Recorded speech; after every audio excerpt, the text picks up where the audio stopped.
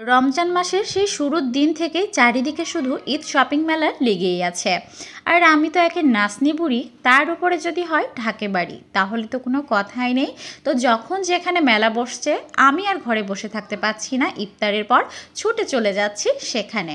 So hello everyone, আসসালামু আলাইকুম, সবাই কেমন আছেন? আর যেহেতু রমজান মাস, তো ইফতারিতে কিন্তু কিছু ভাজা পোড়া চাই। আসলে এগুলো ছাড়া কিন্তু ইফতারটা একদমই জমে না আমার কাছে। তো এই জন্য টুকটুক করে একটু একটু করে সবগুলো ইফতারি রেডি করছিলাম বিকেল থেকে। তো প্রথমে ছোলাগুলো আমি ভেজে নিয়েছিলাম, পেঁয়াজও ভেজে নিয়েছি, আর এই তো আমি বেগুনিগুলোও ভেজে নিচ্ছি এক এক। বেগুনিগুলো মাশাল্লাহ এত সুন্দর ফুলকোভাবে ফুলছিল, দেখে অনেক বেশি ভালো লাগছিল। আর এইদিকে এগুলো কি বলেন তো, মনে হচ্ছে এক একটা টিকটিকির ছানা, তাই না? কিন্তু আসলেই না, এগুলো কি বলতে পারবেন? আমিই বলে দিচ্ছি, এগুলো হচ্ছে মরিচের চপ ছিল। তো ওইদিকে ইফতারি বানানো কিন্তু আমার একদম কমপ্লিট। তো এইদিকে আমি গরুর গোশগুলো হাত দিয়ে মেখে নিচ্ছিলাম। তো এগুলো এখন আমি রান্না বসিয়ে দিব, কারণ ইফতারের পর চলে যাব মেলাতে। এই জন্য রান্নাগুলো আগে থেকেই কমপ্লিট করে রাখছি, যাতে ওখান থেকে আসার পর আর কষ্ট করে রান্না বান্না করতে না হয়। তো এই জন্য আমি রান্নাগুলো আগে আগেই করে নিচ্ছি।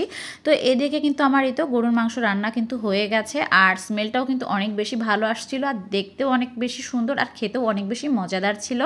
আর এই তো ফাইনালি কিন্তু আমি ইফতার সেরে চলে এসেছি মেলাতে। আর মেলা এসে দেখছি যে একদম জমজমাট চারিদিকে। এই মেলাটা কিন্তু বিজয়গাথা কমিউনিটি সেন্টারে হচ্ছিল। প্রতি মাসে একটা করে মেলা হয় এখানে 3 দিন, তবে এবার একদমই ব্যতিক্রম, এবার 6 দিন ব্যাপী এই মেলাটা হচ্ছিল।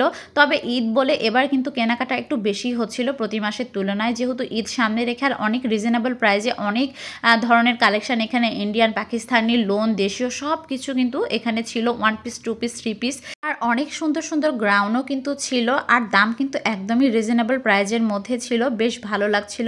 তবে আমার এবার ঈদের কেনাকাটা অনেক আগেই কমপ্লিট হয়ে গেছে, এই জন্য মেলা থেকে আমার তেমন কোনো কিছুই কেনা হয় নাই।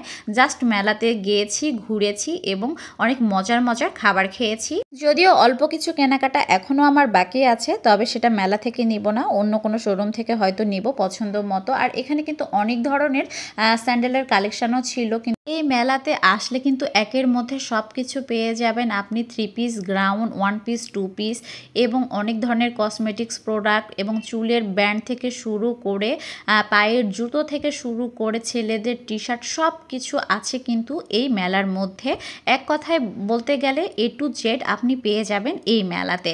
আর অনেক সুন্দর সুন্দর কিন্তু ফিঙ্গার রিংগুলো ছিল, লকেটওয়ালা চেনগুলো ছিল, ব্যাসলেট ছিল, অনেক ধরনের কালেকশন কিন্তু পেয়ে যাবেন এর মধ্যে। এর মধ্যে আমি চলে এসেছি খাবারের স্টলে, আর মূলত এখানে বেশিরভাগই কিন্তু কেক ছিল। তো কেকগুলো দেখেই কিন্তু অনেক বেশি ইয়ামি লাগছিল, মনে হচ্ছিল যে এটা খেতেই হবে, না হলে একদমই মিস। তো এখানে কিন্তু আমার পছন্দ হয়ে গেছে 2 ধরনের কেক। আমি এখান থেকে লেমন কেক আর সাথে রসমালাই কেক পার্সেল নিয়ে বাসায় চলে এসেছি। তো আজকের ভিডিওটা এই পর্যন্তই। সবাই ভালো থাকবেন, সুস্থ থাকবেন, দেখা হবে নেক্সট ভিডিওতে। আল্লাহ হাফেজ, টাটা অ্যান্ড টেক কেয়ার।